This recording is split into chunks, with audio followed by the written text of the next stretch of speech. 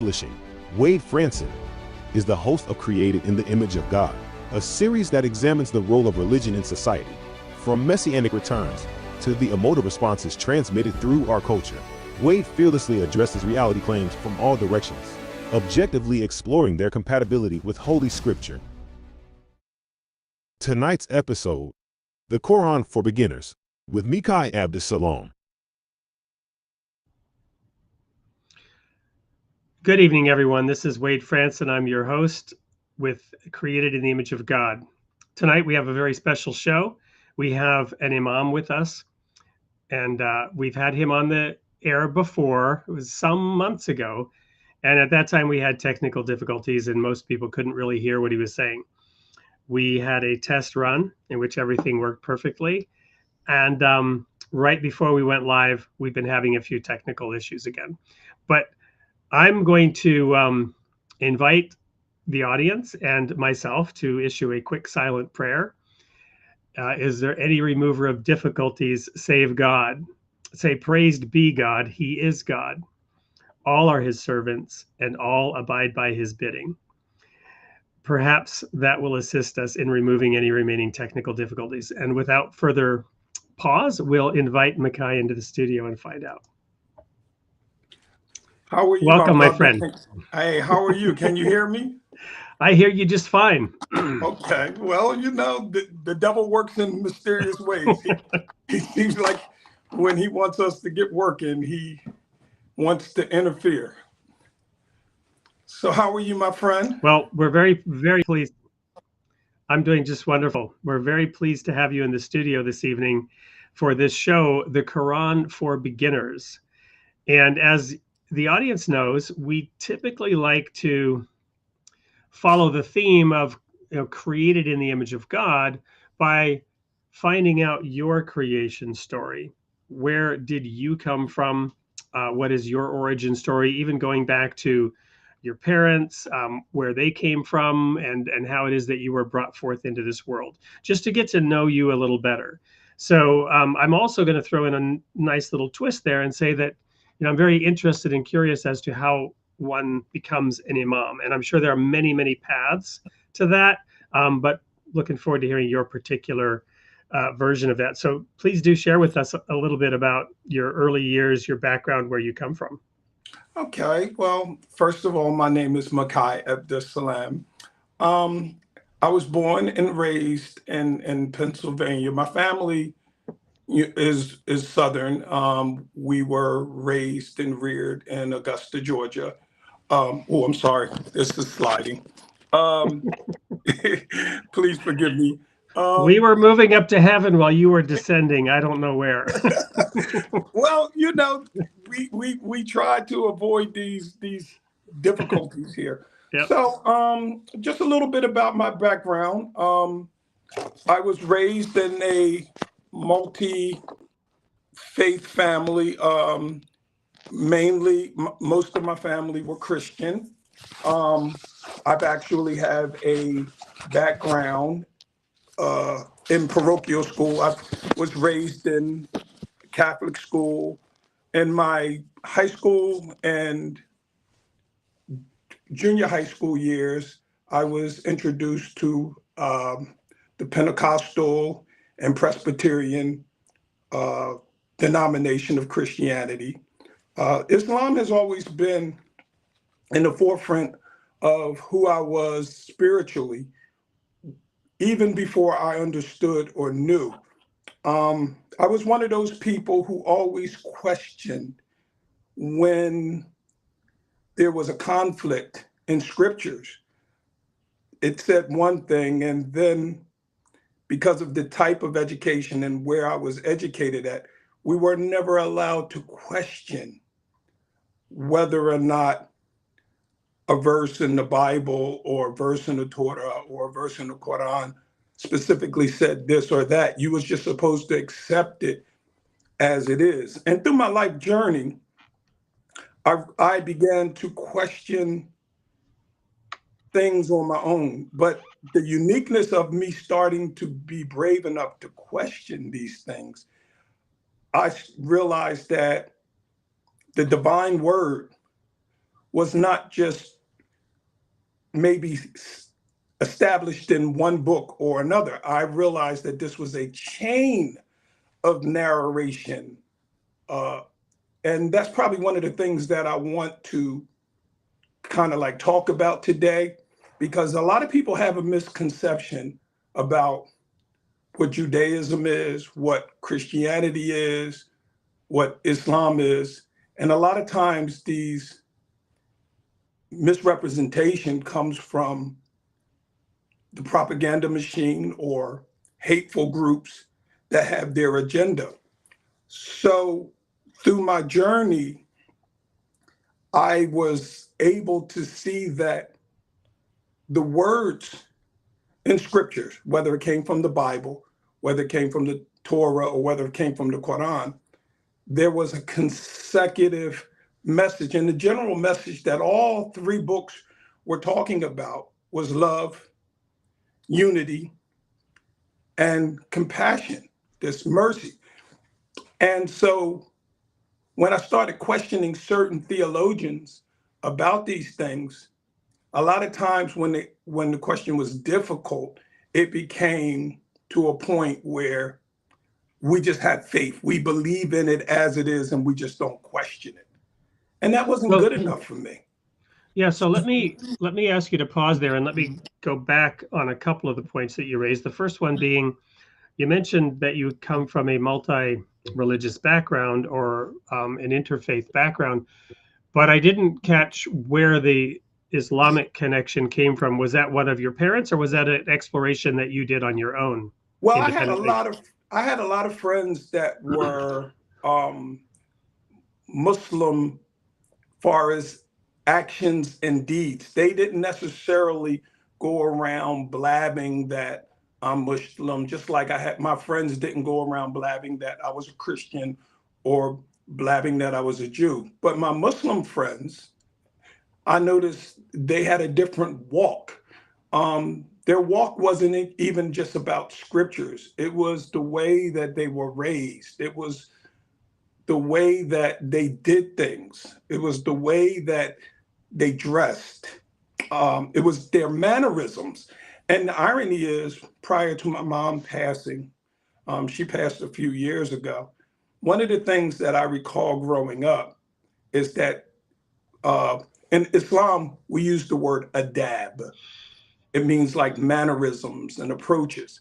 And this is one thing she always had us do, all my siblings, and a few of them are probably on the air as we speak. It was always yes, ma'am, no, ma'am, yes, sir, no, sir. And Islam has that same kind of discipline. The younger person or the child knew it's his or her place. And there was a reverence that was given to the adults or those who were in authority or charge over us. And the thing that differentiated Islam and the Quran for me was there was never a punishment or never a consequence behind asking a question. And that's what made me walk more so towards my Islamic faith, more so than following Christianity or Judaism. And allow me to elaborate on that just a little bit. I always felt like I was a Muslim because I understood the term of what Muslim meant, meaning submission to the will of God. But I have Christian friends who I think are more Muslim than some of the quote unquote religiously claiming Muslims are today. Same thing with some of my Jewish friends. They were more Muslims because of their submission, their obedience, their contribution to society. And so I think one of the things that I hope we talk about today is that, being a Muslim is not necessarily a religion, it's a lifestyle. It's how we approach everyday life and interacting with people. And it's funny that you asked about my multi-faith family and background, because Islam, and I don't want this to be in contention with anyone, but Islam truly distinctive from the very beginning, was a religion that kind of propagated interfaith worship. There's a verse in the Quran, Surah 4, 136, where God talks about the people of the book, and that the Quran in and of itself is not a book with a new revelation, but one that comes to confirm the books and revelation that came before it. And those who were considered Muslim were those who believed in the oneness of God, who believed in the angels, who believed in all of God's books, who believed in the messengers. We ain't just talking about the Prophet Muhammad. We're talking about from Adam all the way throughout. Every messenger that we speak of, except maybe the Bab, has been mentioned in the Quran al-Karim.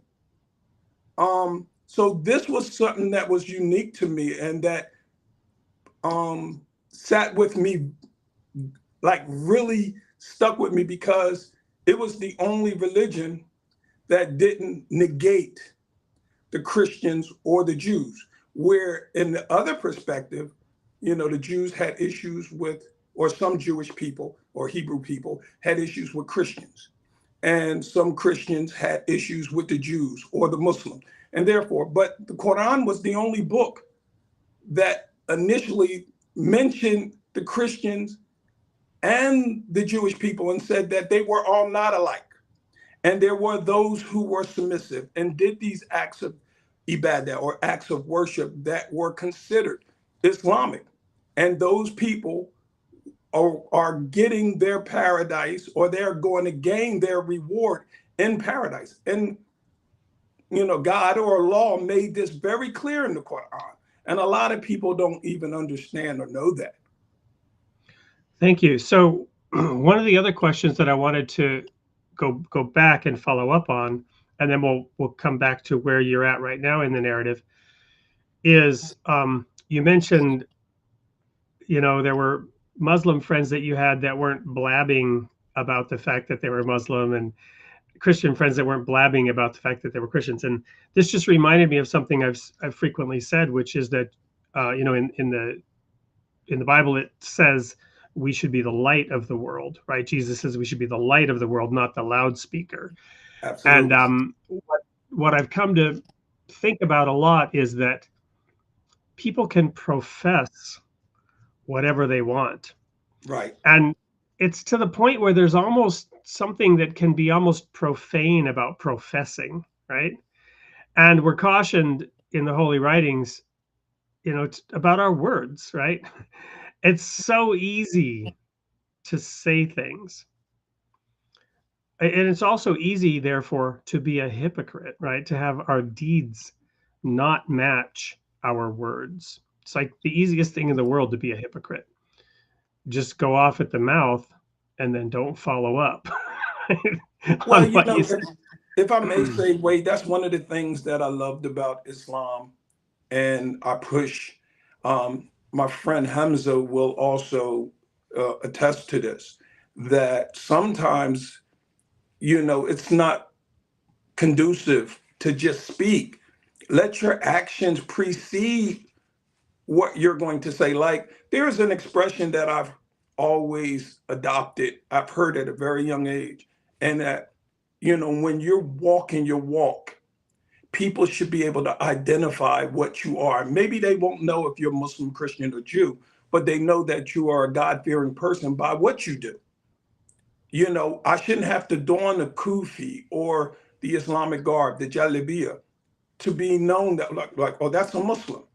It should be my actions and deeds that precede what I say to, okay, he's different.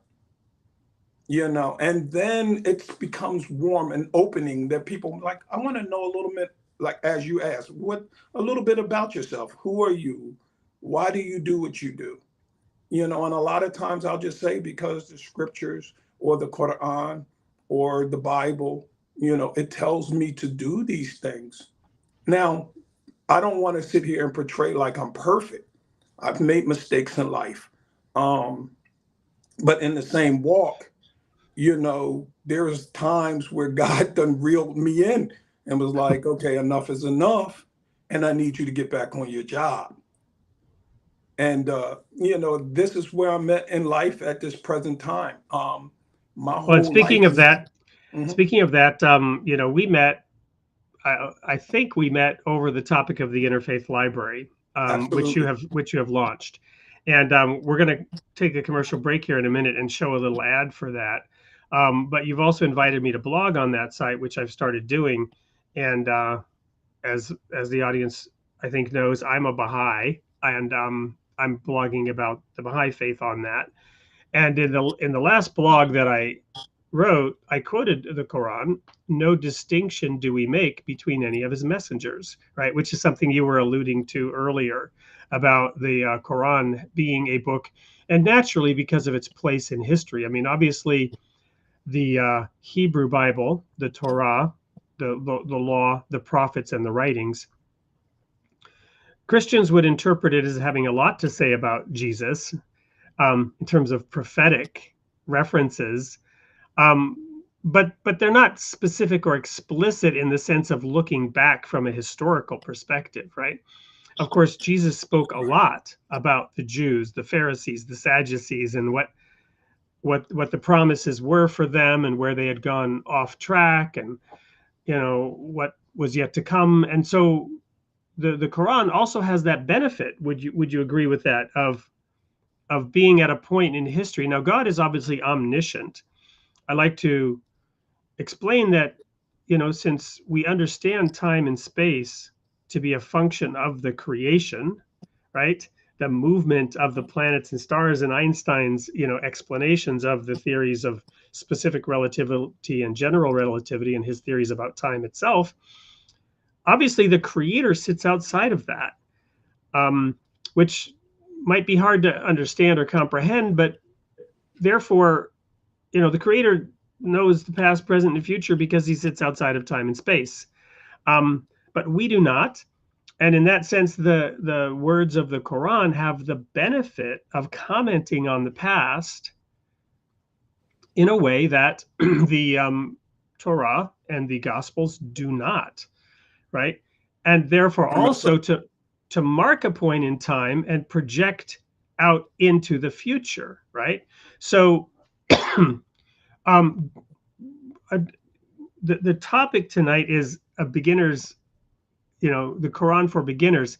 So maybe we just begin with that question before this commercial break. And I would just like your comment on that sort of perspective of its unique place in time. Okay. So, well, let me just say, first of all, when the Quran was revealed, before we can get there, I mean, how much time do we have, Wade? Because we have an hour, and no, I'm we saying often go before later. the commercial. Before the commercial. Just go. We'll run with it. All right. So I am the small g god of the timing of the commercials. I run them when I want. Okay. So, just to give the audience a perspective, I like the way that you said it was a timing issue when the Quran was revealed.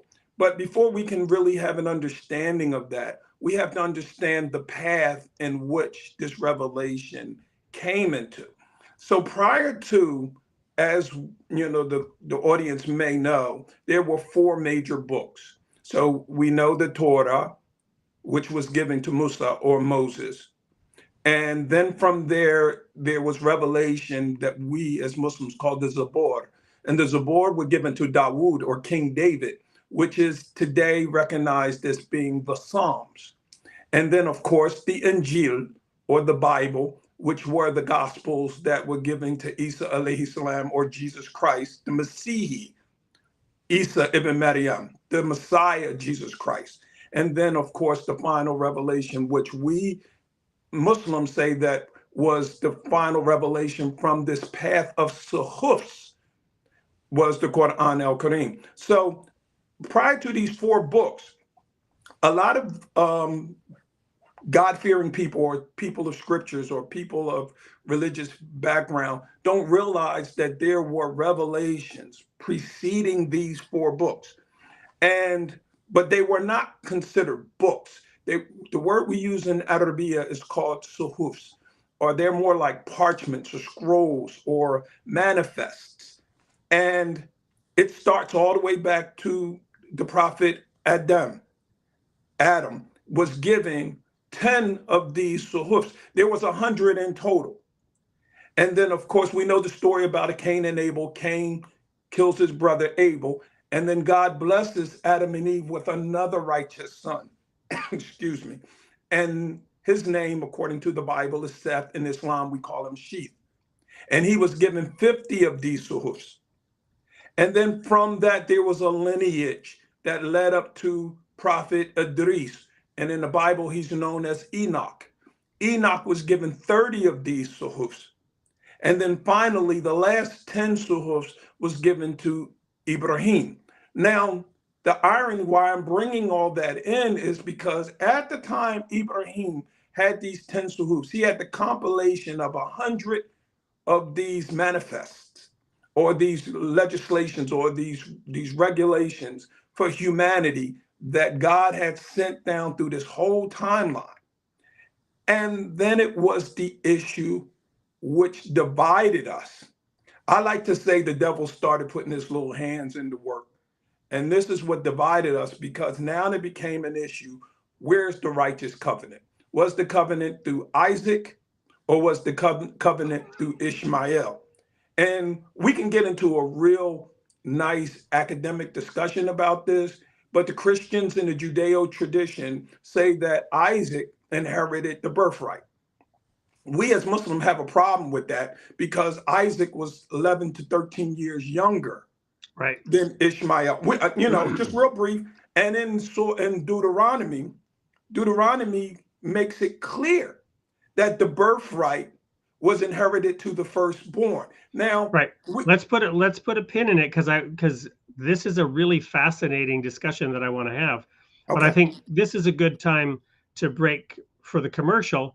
Fine. And emphasize the Interfaith Library, because whatever the outcome is of this discussion, and on this show we will not argue on no, we don't. And on, in my faith perspective, if we're arguing, we're both wrong.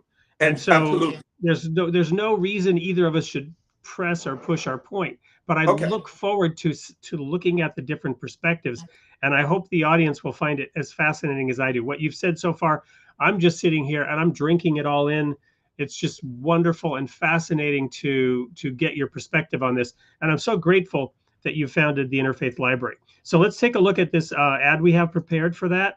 Okay. And before we go, I want to also mention that we will be giving a free book away. Maybe we'll even give a couple away on this show to the person or persons in the chat who have the comments that our guest, Imam Mekye Abdus Salaam, finds the most engaging for whatever reason. And we reserve the right to limit that to those who are in the U.S. I apologize to our international guests, but shipping books internationally is expensive. We might be able to accommodate. We might have to say no. But that shouldn't keep any of you from commenting. So please put your comments in the chat. We will visit them later. But right now, here's a quick commercial break about our guests' initiative, the Interfaith Library. Stay tuned. Don't go anywhere. We'll be right back.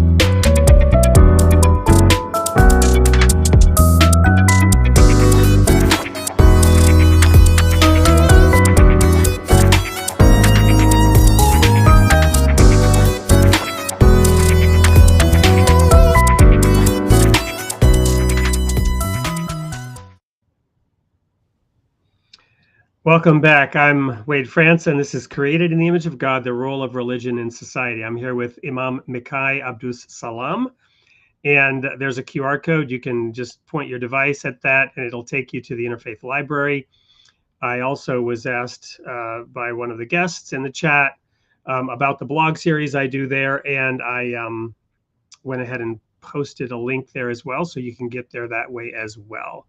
Right before the break, we were just hearing this fascinating explanation of how the Quran looks at history, and at a point in time is able to look back, and there were 100 scrolls, or there was a word for them, Suhufs. suhufs, that were distributed over time, all the way down from Adam down to Abraham. And at that point in time, there was a division that came because, and this is my perspective on it, because Sarah, was disbelieving that God would give her the child of promise. This is the story in the Bible. And so she brought her handmaid to Abraham in her human effort to fulfill the promise. And so Abraham had a son with Hagar, who was not Sarah's son, but he was Abraham's son. And as we know from studying the Holy Scriptures, it was very important to God, this matter of firstborn, right? And there's tension. Every family in the Bible has this tension around the birthright and the firstborn. One of my favorite passages is where Jacob, whose name was changed to Israel, is old and blind, and Joseph brings his two sons to him. Now, Jacob's name was heel catcher because he had grabbed Esau's foot and pulled it back in after the handmaid tied a red thread around it, because he wanted to be firstborn. And then later he stole also the blessing from Esau. And he was this person who then had to suffer greatly in his life because of the deceit that he had engaged in his early years. And now his son Joseph brings Ephraim and Manasseh to him, and he's old and sight is not good, and he crosses his hands, putting his right hand on the younger son and not on the older son. And Joseph says, "Wait, no, you got it wrong." And he says, "I know what I'm doing." So there's this stuff going on that and before we get into the discussion around Ishmael versus Isaac, my take on it is that we may never really know the vast beauty of the tapestry that God has woven until much later, perhaps in the next life. In the meantime, it's something to marvel at, not to fight over.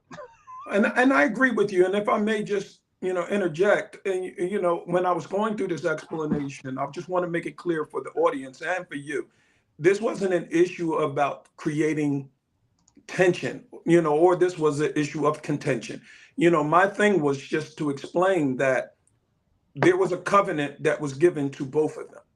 And I'm glad you brought this up. I'm really glad you brought this up. And I think many in our audience don't even know what they're about to hear from you. I do. And so I wanted to couch it in that way so that we minimize any potential offense. But I look forward to hearing your perspective on this.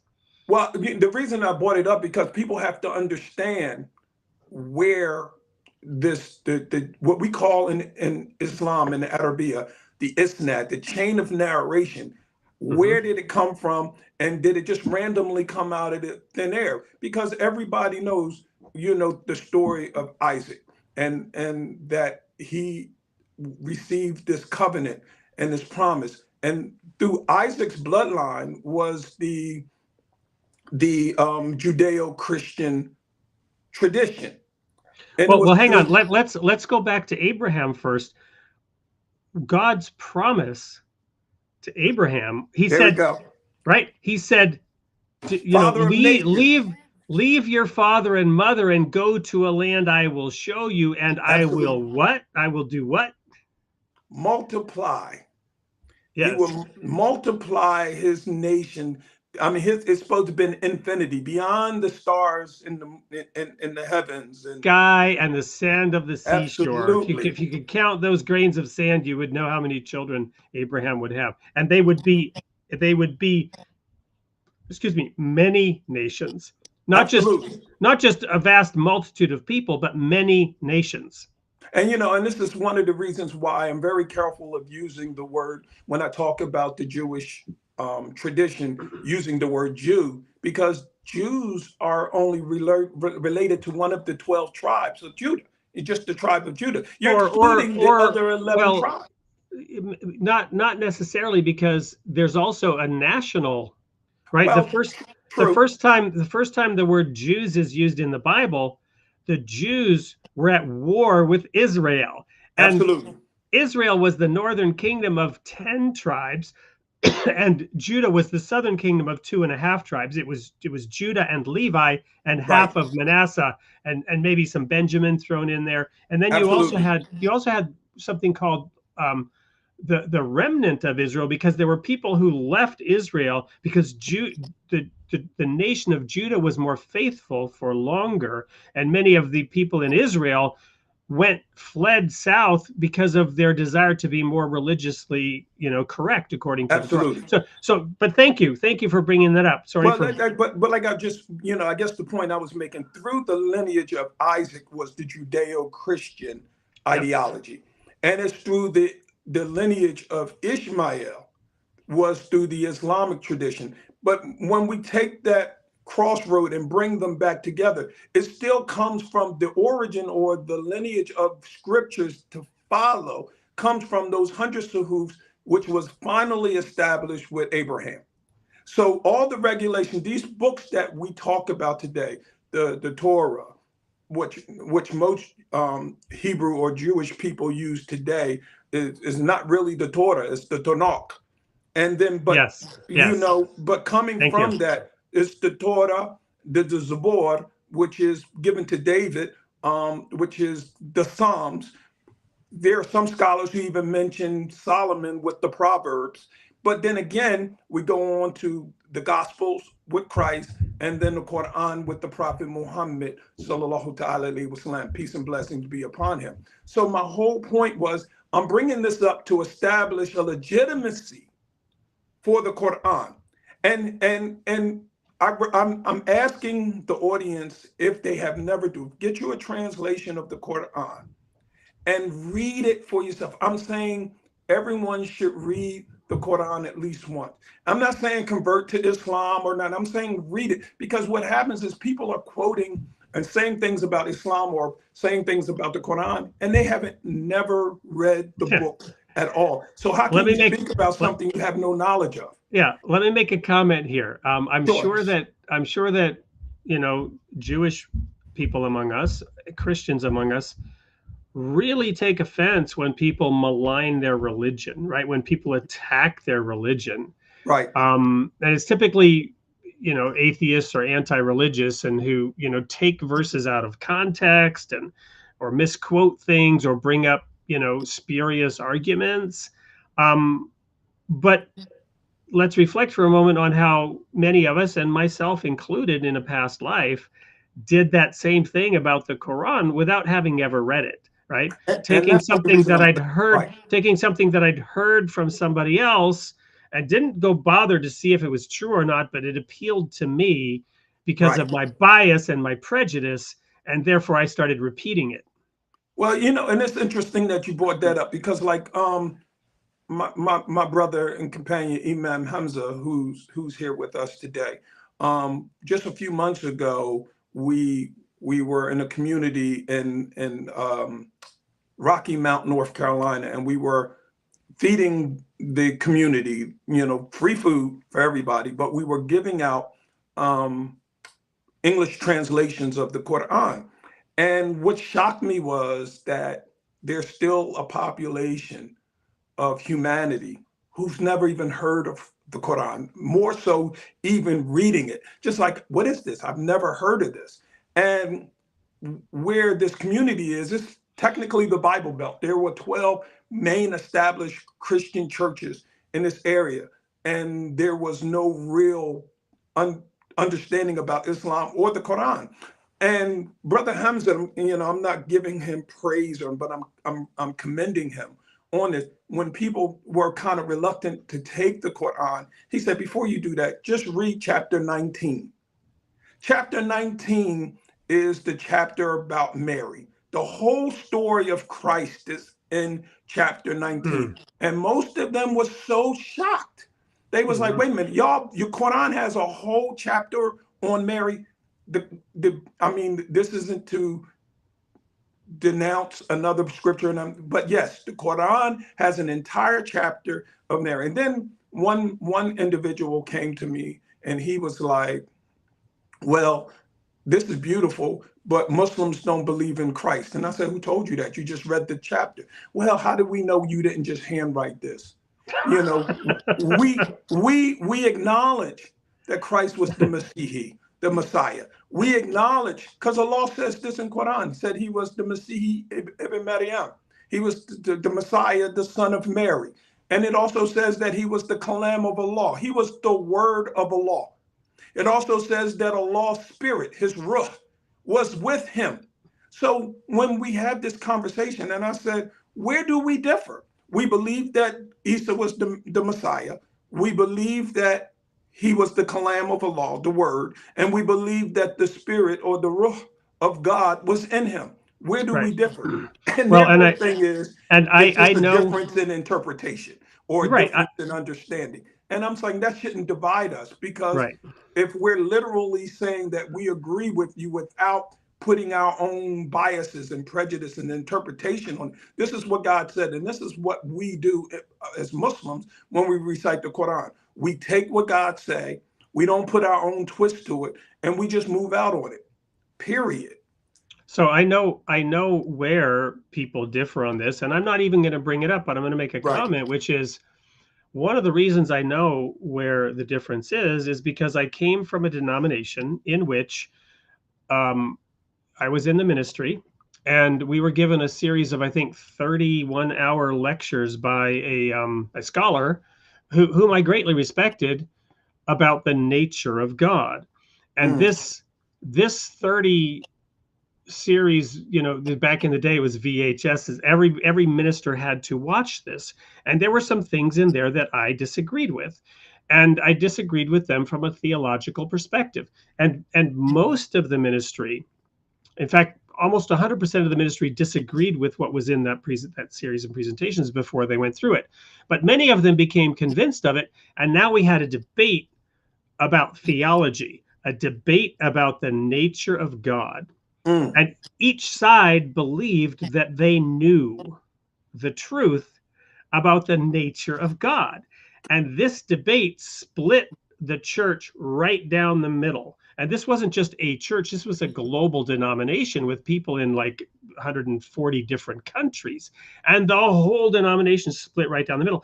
And I was caught in the middle of this, and I was looking at this and the horror of it, right? The horror of it, and realize this is the stupidest thing, that we're arguing about something that none of us can really know, right? Well, you know, if I may add to that statement, Wade, the beauty of it is the Quran, since we're talking about the Quran does something very beautiful when we're talking about the nature of God. You know, as I recited earlier, I told you about Surah 4, chapter 4, verse 136. But there is a lot of our belief system that comes from that is fundamentally explains the nature of God without necessarily making you feel like you have to delve into it. One of is called Imam Mufassil, which is the seventh kalima, or the seventh active or testimony in Islam. And it goes a little something like this. Amantu billahi, I believe in God, or I believe in Allah, kama huwa, as he is. We don't put any conditions on who he is. But for those who want to receive that, we say, well, how is he? Well, we know he's Ar-Rahman and he's Ar-Rahim. He's the most compassionate. He's the most merciful. All of the attributes that we talk about when it comes to God, we talk about all the positive. But then we believe in all of the angels, wa kutubihi, and all of the books, wa rasulihi, and all of the messengers, wa yawmil akhiri, and the day hereafter, wa qadri khairihi wa sharihi min Allah ta'ala. And we believe in death, life after death. You know, we believe that comes from that the qadr, the divine decree Good and bad comes from God because he's the best of planners. He knows what we know not. If I may share with the audience, just approximately 8 months ago, I never drank, I never smoked, I never abused my body, I never used illicit drugs. I was physically fit, I was an athlete, and for out of the blue, my heart just stopped. And I had to go undergo major heart surgery. And to this day, there is no explanation why my heart was in the condition that it was. It wasn't diseased. It didn't have. It just went bad and decided to stop this one day. But because of that, there's a verse in the scriptures that says, "Be still." It forced me to be still and to hear God. And it made me put more effort and more work into Interfaith Library. It made me be, and like I said, as a Muslim, yes, I have Muslim companions who struggle with Interfaith Library. Why are you doing this? And I'm doing this because this is what God commanded us to do. Like, if you really understood the scriptures, if you really understood the Torah, if you really understood the Bible, if you really understood the Zabor, if you really understood the Quran al-Karim, it talks about humanity. If if we come together and we have differences, let's come together on the things that we agree upon. Those things are greater than the things that we disagree upon. Thank you. A couple of quick comments, and then we're going to go to another commercial break. The time's flying by, but I just love this conversation. The first comment is, where two or three of you are gathered together in my name, I will be there among you, right? And in the New Testament, Jesus also said, he that is not against me is for me, right? So this distinction, or trying to drive a wedge between what somebody professes on the one hand within Christianity and what somebody believes as a Muslim, and to sort of push that point to the point of argument and trying to prove somebody else wrong, or even worse, to sort of accuse one of our brothers, right, of not believing in something that they claim to believe in, right? So you claim to believe in and accept Jesus for who he was, right? I'm sure you would say that Jesus is everything he said he was and more, right? Absolutely. Right? And Absolutely. so what is there, but then somebody that's then trying to form some litmus test to prove that you are not of being us, proven. right? And anyway, I could go on and on about this topic, but I just am so grateful to what you've brought. So we're going to go to a quick commercial break because you don't yet have a book. I mean, you are writing, but I don't think you have a book to offer. Is that right, or am I mistaken? I have my own. No, I have my personal biography. It's a hard read. Yes, I definitely do have my part one of three. I have 3-part biography coming out, but part one is available. Okay. And yes, I can, if you want to, add that to the prize. I'm willing to do that. Okay, perfect. So I didn't know that, and I should have clarified what it's called The Journey with a Life Sentence: A Black Man's Love Story. What we can also do is create a little book trailer for you for future use. But the one we have ready in the studio is my own book. And so what we'll do is we'll do a twofer. You'll get mine and Mekye's. We'll go to that commercial break, and remember to put your comments in the chat. And perhaps we'll have Hamza join us if you'd like later to continue this discussion. Don't go anywhere. We'll be right back with more from Imam Mekye Abdus Salaam, Koran for Beginners. And I hope all of you are enjoying this as much as I am. We'll be right back. Don't go anywhere. What do divorce, kidnapping, ancient prophecies, and the collapse of the Soviet Union have in common with the music of the Beatles? These are all elements of author Wade Franson's traumatic autobiographical journey, recorded in his best-selling book, The People of the Sign. He effortlessly weaves these elements together, proving once and for all that truth really is far, Far stranger than fiction. Order your copy now on Amazon or by emailing orders@soupllc.com.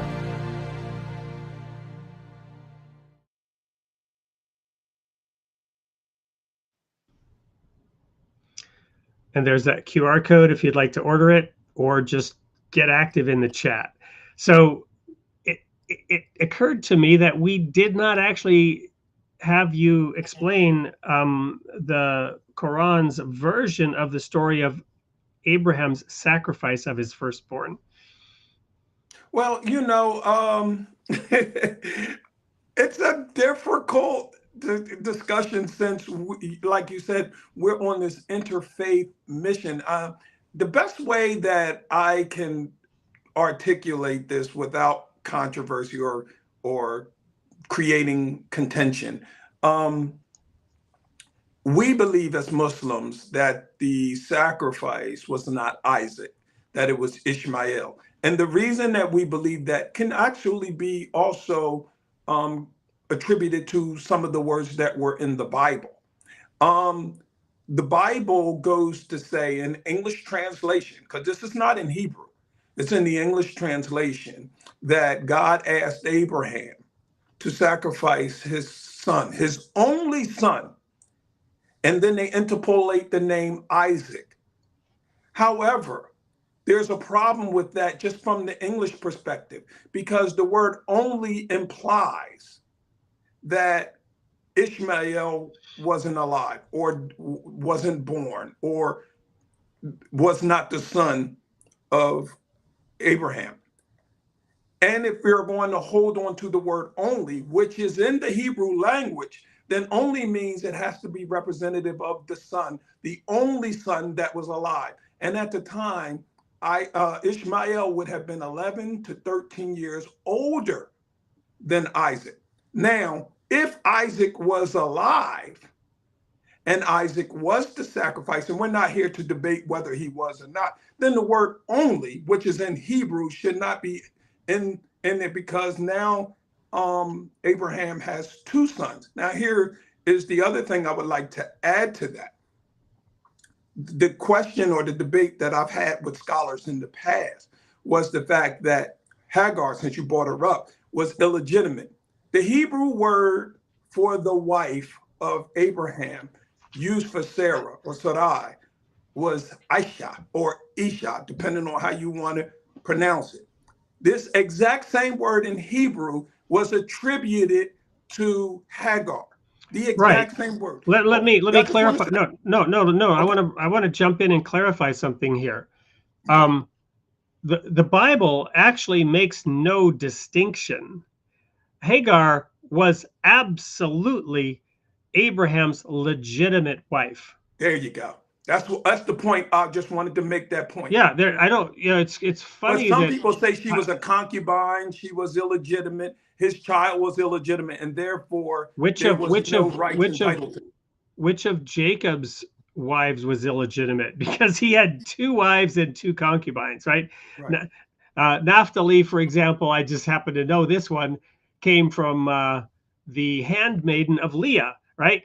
Right. And so Rachel and Leah each had handmaidens, and there's this whole story about how they were competing to be the wife who had the more children, and Leah was the one giving birth, so Rachel gave Jacob her handmaiden, and then he was having children with her, and then Leah gave Jacob her handmaiden. So these women were competing with themselves and the handmaidens to have children by Jacob, but they were all the legitimate sons of Jacob. Nobody contests. Right.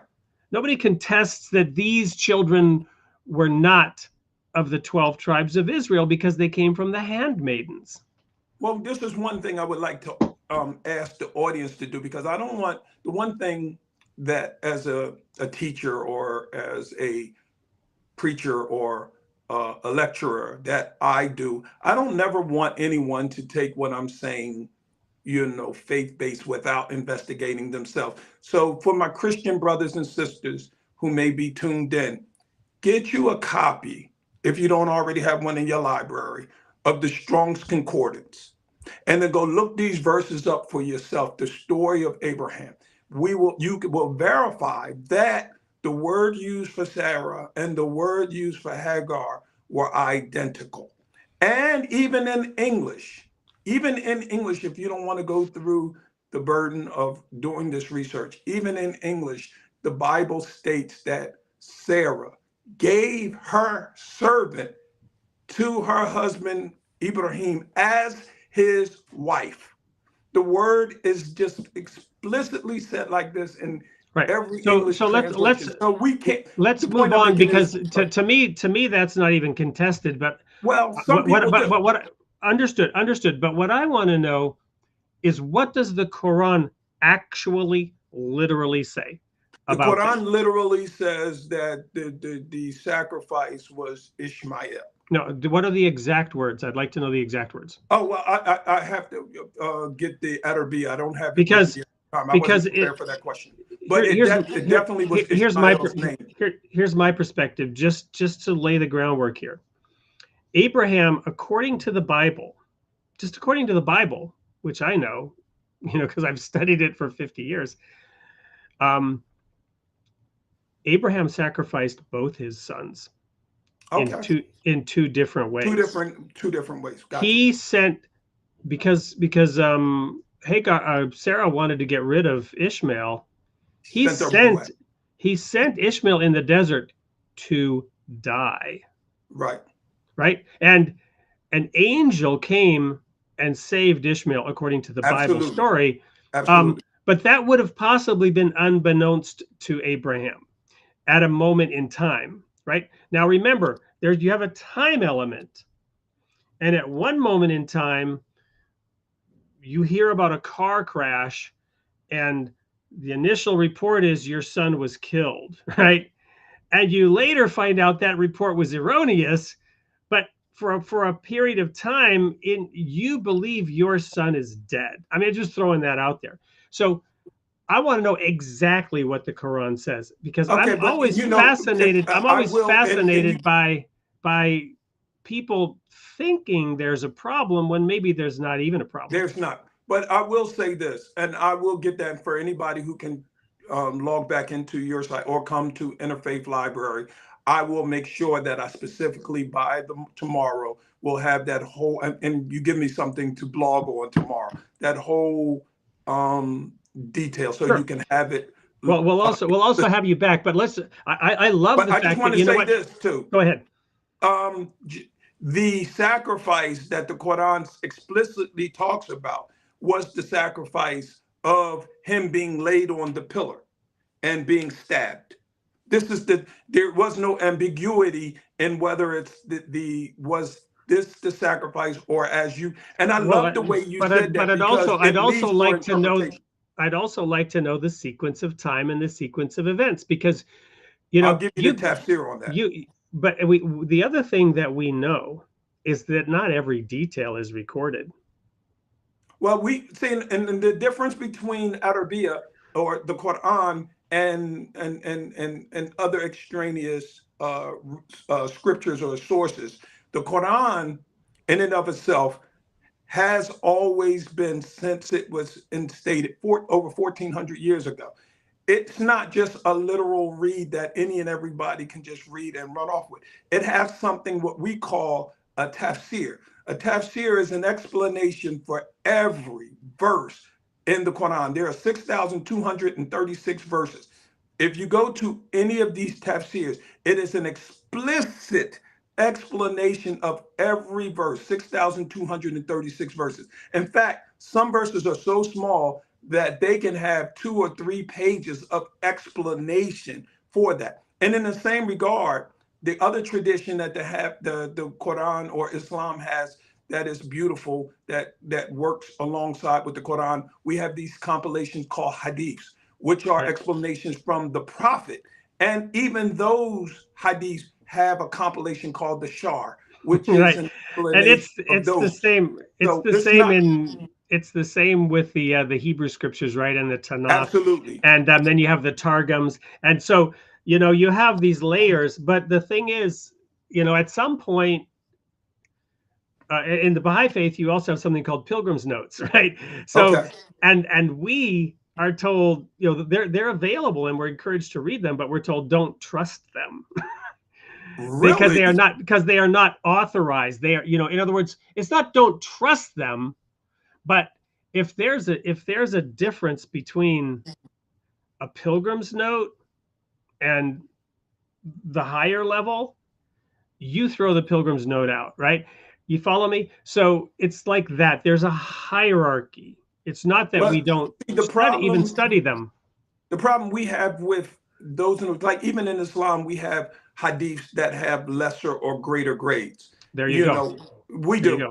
Yep. But the thing is where we differ, the Quran differs from a lot of the other scriptures. And I want to make two statements, which I hope everyone finds very interesting. The first statement I want to make is that when we look at scriptures, when I say scriptures, the Bible, the Old Testament, each version of the Bible may have books, depending on whether you're Catholic or whatever your denomination is, that are removed. But there is also a compilation of books, as we know, called the Apocrypha. And it's one of those similar things that you're saying, because these books have not been canonized, it's saying that we should, if you're a layperson, you should avoid reading them. But what leaves you kind of like incomplete, because you don't have different versions or the fulfillment of a complete story. So you have to kind of like piecemeal it. And this is where your own opinions start coming up. Well, maybe it's this, or maybe this fills in the gap. The other thing I want to share before you hold your thought, and this is something I remember one of my teachers said to me a long time ago. And again, I hope no one here takes offense to this. But the Quran, if we take every spiritual book, I'm going to just keep this short. If you take every spiritual book there is in the world, whether it's the Bible, the Torah, all of them, and throw them in the ocean. If you throw them in the ocean and they're all wiped off, within 24 hours to 48 hours, the Quran, we believe, will be the only book that will be written or come back exactly the way it was, because it is required amongst Muslims to remember every verse verbatim. And even amongst our audience, we may have a couple Muslims right here in our audience who can recite the Quran, all 6,000, either 236 verses from front to back. There was a time that before I got caught up into some distractions, that this was my life stone, just recite. But there are Muslims amongst us, they call Hafiz. I'm guaranteeing that in this conversation, there is one or two Muslims somewhere in here, could start right now, and if we were going to be here till tomorrow sometime, could recite the whole Quran from the beginning to the end. And this is one of the miracles of the Quran. We can't really say that about the Bible, because it's in English, and everybody's not going to remember every English word verbatim. In Hebrew, no, it's not even in Hebrew. There are multiple original texts. There's Aramaic, Exactly. And then anyway, but so I don't know if Hamza would like to join us, if he's available. But just invite him in. I will. But I'm just giving him sort of advance warning versus pulling him by the nape of the neck. So you're kinder than I am, because sometimes I don't give it to him. I was like, you just got to take over. So I just wanted to welcome you, first of all, and invite you to introduce yourself in just 1 second. The reason I wanted to bring you into the studio is I love what you're saying about this knowledge of the Quran and the requirement or the strong encouragement or requirement to memorize the whole thing. I really want to get into the word jihad and have each of you sort of explain that, because to me, it's this submission and this dedication that is to be celebrated here. And I think there's a lot of misconceptions around that. And so Hamza, please introduce yourself to our audience, and then we'll bring up that topic a little bit. And Hamza can go ahead and answer it first, because I'm interested to hear if he's okay with it and his response. Assalamu alaikum. Hello to everyone. First of all, I'm honored to have an opportunity to be on the program. It's an awesome platform. The dialogue that's going on between you two is wonderful.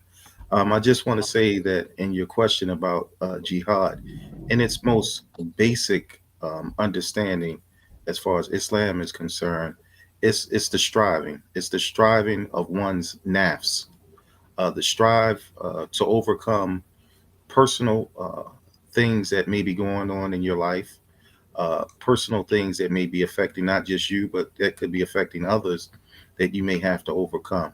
So the jihad, in the simplest context, is something that will forever be a part of the human's makeup because we're always striving, and this is one of the reasons that we pray, not just as Muslims, but we all pray even as Christians, whatever of the three uh, the three Abrahamic religions.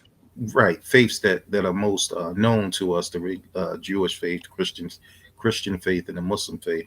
But on another level, then you have jihad also, where one may be implemented in terms of defending oneself, defending one's property, defending one's life. So the jihad that you hear when you may not you in particular, Brother Wade, but on TV when Islam is somewhat dehumanized, is this jihad, whereas though we go out and we take innocent lives, which is totally contrary to what jihad represents.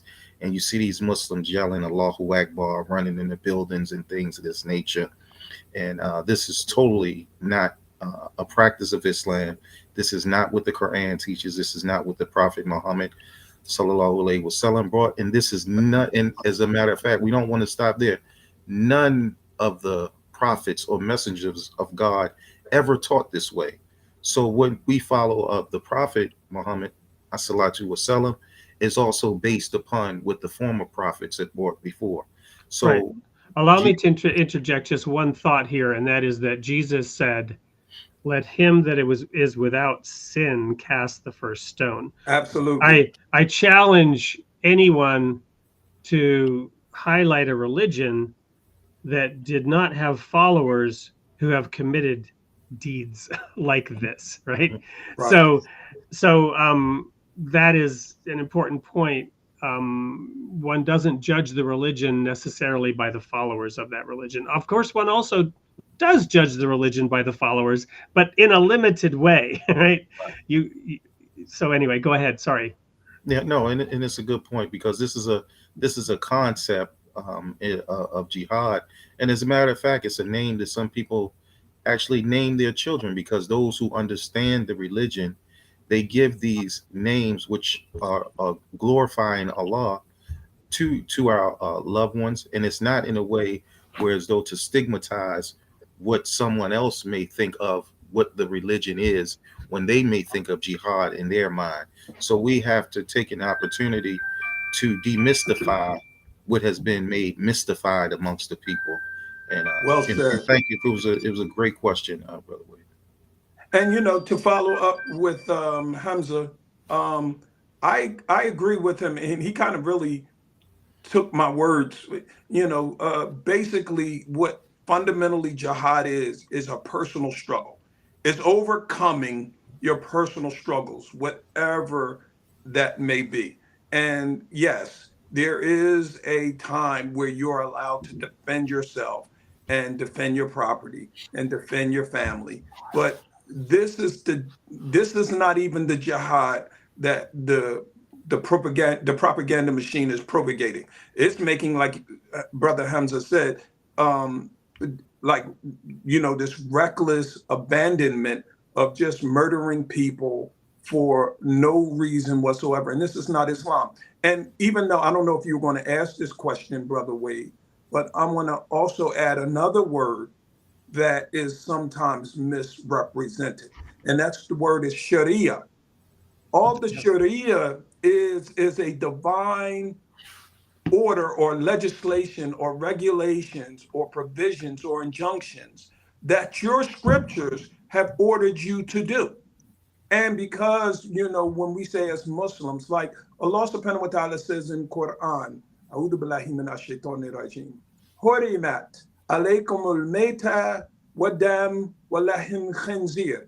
Forbidden unto you is the metat, meat that hasn't been slaughtered properly, the blood, drinking of blood, and the flesh of the pig. So when a Muslim adheres to that, he's actually adhering to the Sharia. He's Right. he's he's he's staying away from those things that were considered haram or forbidden, and Right. he tries to enjoin on those things that are permissible. Allah subhanahu wa ta'ala also says in Quran, Amr bil maruf nahil anil munkar. Command the right and forbid the wrong. This is part of the Sharia. And the irony is, I'm going to leave the pig issue alone, but the irony is, Amr bil maruf is a legislation or Sharia that's in every religion. Command the righteous Right. and, Right. and So forbid the wrong. let me jump in and just say, one example of that is kosher, right? And I Mhm. want to bring up something which we won't talk about right now, but I want to have you both think about it, because I'd love to have you back on a future show. We're at the end of our hour. In the Okay. past, we've gone another hour afterwards, and I've enjoyed it, but I'm trying in 2024 to shorten it and keep us all honest by keeping us closer to that 1 hour mark. Got it. But for a future show, I want to have you back and talk about this idea that I have. I'll confess this is my own idea, but as I look at the dispensations of Adam, Noah, um, Abraham, Moses, Jesus, Muhammad, what I see is God's creative force, his goal of elevating us, of helping us with our jihad as individuals and as a species to evolve into the kind of people that he would like. And this happens in waves of expansion and consolidation. So you have Adam, who's told to be fruitful and multiply. And then you have Noah, who says, or God tells Noah, look, every thought of man's heart is only evil continually. And he reduces us back down to a few families. And then you have Abraham, where he says, leave your father and mother and become the father of many nations and descendants that you can't count. And then he takes Moses and says, take these few tribes and make a little city on a hill. And then you have Jesus, where he says, preach the gospel to the whole world as a witness. And he condenses the law into these two things: love God and love your neighbor. Right. And it's a free for all. And we have, as a result, the decadent Western Judeo-Christian society. And then you have Muhammad, who says, no, we need to focus on the law, and you should memorize every verse and you should live by every verse of God. Of course, Jesus said the same thing, but the emphasis, right? The emphasis was slightly different. So you're either expanding dramatically or you're consolidating, you're teaching, you're sort of enforcing. This is something I'd like to talk to you, not now, don't respond at all. Just think about it. I'd like to talk about this when you look back from the Quranic perspective on what these various messengers of God did, and even these 100 scrolls. I'm forgetting the word again now. Suhufs. Suhufs, the 100 suhufs that were given over time. I'd love to have maybe that conversation and dive into that. But having said all that, and sorry for not giving you a chance to respond, I'll give you time to reflect, and we'll have you back. Fine.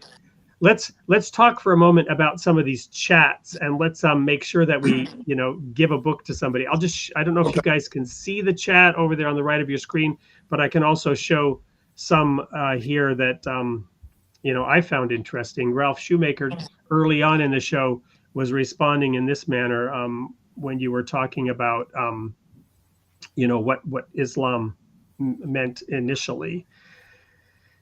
And we had then later a comment, which I found interesting, from Damon Goldman, who said, I just did a Bible study this morning on this topic.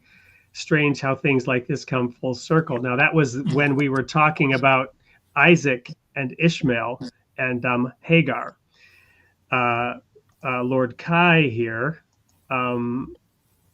made this comment as right before you did that Abraham was the father of multitudes. And he was also commenting about having said perhaps negative things about the Quran earlier in his life when we were talking about that. So I was watching some of these chats as they came in when I was sharing my thoughts about the schism that ripped my denomination apart. The word was referencing the Catholic Church. So I don't know if any of these are particularly interesting to you. A.M. Sterling had this comment to make. There's just so many good comments tonight that it's not easy to express certainty in your belief in a way that doesn't offend. I like that. I like whoever said that, they can get my book. All right. Because A.M. that Sterling. is that is so true. Because when you're trying to have an interfaith dialogue, and I'm listen, wait, if you can blast my website one more time please, everybody, just visit Interfaith Library. It's something there for everybody, and you will see. But whoever made this comment is exactly right. When you're trying to have an interfaith dialogue with people, you have to, one, be understanding of who you're talking to, and like we were raised with this, whether it's in secular or spiritual. Religious and political conversations are really hard to have with people because you have to pretty much walk on pins and needles so that you don't offend nobody, because especially in the English language, you can say one thing and it can be misconstrued. Let me give one example, and this is off topic a little bit. And I think, the academics in this audience will appreciate this. I was asked once, what is the definition of nice? Nice. And I understood this from a lexical point of view. And the person was very shocked. I said, when the word nice was introduced into the English language, it wasn't a positive one. In fact, if you go into a thesaurus, most of the time, the first 2 or 3 definitions are negative.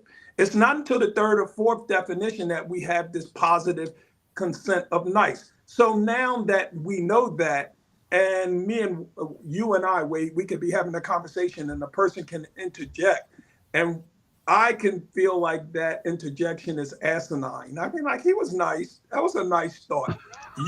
Exactly. You would laugh because you know the context in which I said it. But that person will run and say that Brother Mekye agreed with everything I said because he said it was nice. And this is the thing that I'm saying about the scriptures. Most people who read the Bible in Western society read it from the language which they spoke. They don't read it from the original language.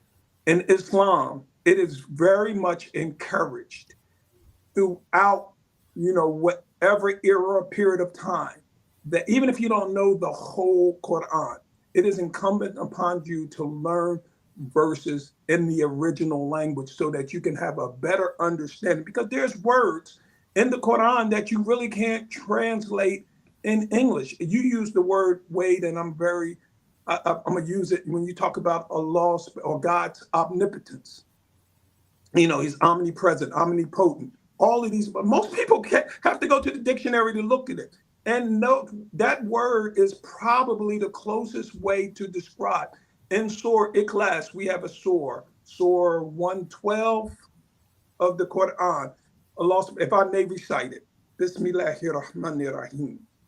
Kul huwa Allahu ahad, Allahu somad, lam yalid, wa lam yulad, wa lam yakul lahu kufuwan ahad. And then basically in saying, say that God is one, ahad. Now, this is not one as a number or a singularity, but most people who read it textually will say, oh, that means, see, God is one single entity. That's not what that verse said. He's one without partners. You don't set no partners for him, because we go back to the Old Testament where God says in the Ten Commandments, I am the Lord thou God.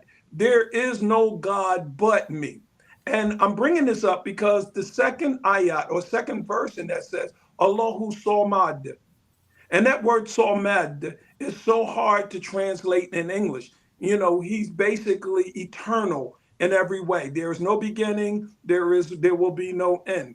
And the irony is, and I'm going to end with this note, we have this thing in Islam. Anybody can become a man. We don't have to get baptized. You don't have to get water sprinkled on you. You don't have to go through no ritual. To become Muslim, all you have to do is say, I believe that there's only one God and that the Prophet Muhammad was one of his messengers or was his messenger. That's basically makes you Muslim. But I'm saying when you say it in Arabic, La ilaha illallah, there is no God but Allah. Most Christians and Jewish people don't realize that that testimony of faith comes from the first commandment. I am the Lord thou God. There is no God but me. And so these are the reasons why in Islam, it is important that we learn the Arabic language. And I like to end with that. Thank you. There were a number of comments in the chat that to me seemed to be in Arabic as well. Here's one from a heartfelt son who made a number of comments. I have no idea what that is. Oh, Hanafi fiqh. Alhamdulillah. Alhamdulillah. And he also reminded us not to forget Greek in terms of, you know, some of the languages. Oh, absolutely. Absolutely. And I also want to I want to go ahead and say that A.M. Sterling, I think we have your address because I think you've previously won a book. It's been a while on the show, and happy to send you the book from Imam Mekye. But I'd like to award a copy of my book then to The Word, right? Who commented, yes, there does. That flew by. In other words, he wants to have you guys back. And I also want to honor Lord Kai by explaining that he clarified, no, he had not been speaking ill of the Quran. He was referring to reading the Quran. So I shouldn't, I misunderstood that he had said, yes, been there, done that. Okay, alhamdulillah. So anyway, thank you. And do me a favor, Wade, that address to the person you want me to send the book to, if you have his email address or an address where I can contact with him, just let me get that so I can get his address and I'll send his book to him. Yep. 1 second, I'm just typing in the chat here. And then in case A.M. Sterling is already out, congrats. And I'll just say if your address hasn't changed, if your address has changed, let us know. Alhamdulillah. All right. So I only have one more thing to do other than to say once again, from the bottom of my heart, thank you for coming and sharing your faith with us on Created in the Image of God. It's just been a rich blessing to have you here tonight. I want to let everybody know that next week, we will also have a returning guest, Barbara Brehan, who is a associate pastor of a Baptist church in Virginia, will be back with us. And she and I will be talking about some of the initiatives that we have been doing together since we met on the show, including the Hillcrest Orchard Camp program, what we did down at the Desert Rose Baha'i Center, and some exciting things that are coming up next year in her neck of the woods in Virginia, where she has several Christian pastors across different denominations cooperating to bring a program for young people to her area. So Hamza and Mekye, thank you so much for being here tonight. And I do hope you'll accept our invitation to come back again soon and continue this conversation. Would love to. Any final comment that you'd like to leave with our audience? Well, I mean, if I can leave out with Islamic prayer, I like people to always hear the tone of our language, if that's okay with you. Absolutely. All right, if everyone just, do what we do in prayer. Basically, before I go, so that everyone understands, I'm just praising God for allowing us to have this moment. And I'm also going to ask him to forgive me for anything that I have misspoke or anything that I have said that have entered your heart and wasn't correct or didn't feel correct with you. Subhanaka Allahumma wa bihamdika ashhadu an la ilaha illallah wa ashhadu anna Muhammadur Rasulullah. Allahumma anta rabbi la ilaha illa anta khalaqtani wa ana abduka wa ana ala dika wa wadika masadatu. أعوذ بك من شر ما صنعت أبوء لك بنعمتك علي وأبوء لك بذنبي فاغفر لي فإنه لا يغفر الذنوب إلا أنت. آمين. Amen.